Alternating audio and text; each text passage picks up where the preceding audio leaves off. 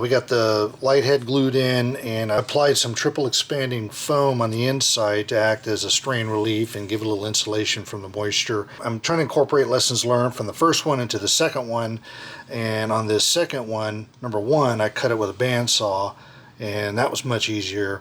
And then I also applied the triple expanding foam in it before I got it all together so I wouldn't make a mess. So we're going to go ahead and glue in the adapter that I've already threaded the wire through to get us down to our 1-inch. Once that's set, then we'll probably have the battery issue figured out and be able to assemble the whole thing in once. Put it on a mount like such that's small enough I can slide into here in one piece, and I think I have the solution here with this aluminum that I can rip and then section off and then bend accordingly. So that's what I think I'm going to try and do. Wish me luck. We'll see what happens.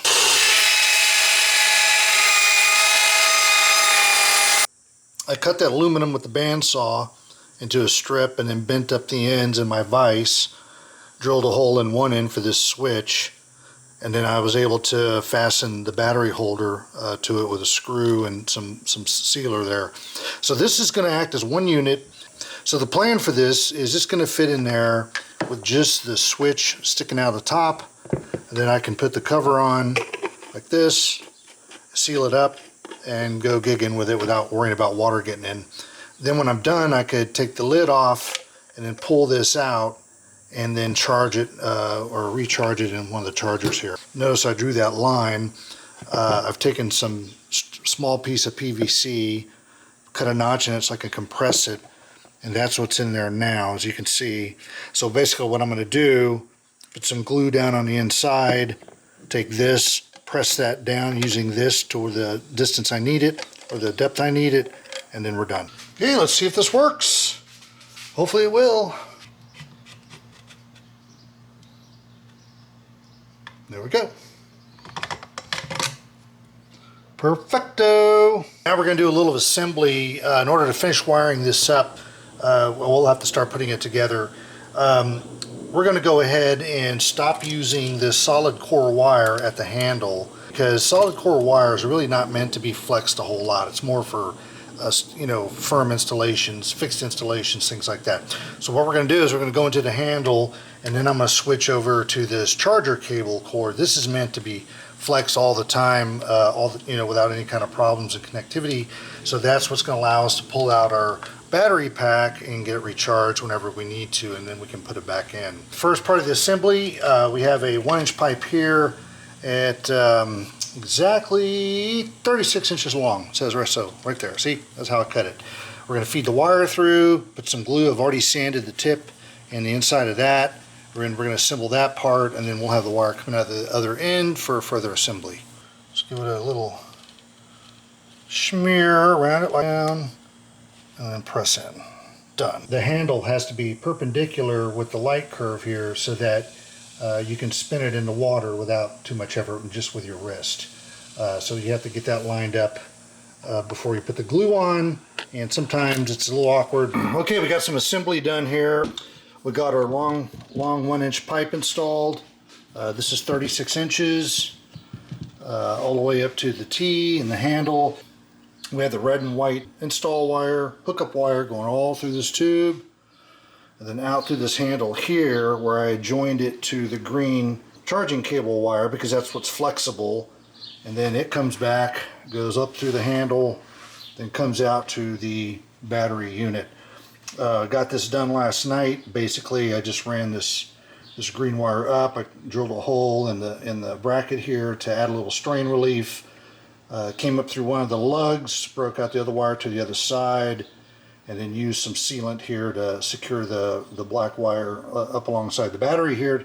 Keep this all nice and neat so that I can get this in and out of the handle as I need. And the best part of this is it actually works. So if you can see, the light is on, lights off, lights on.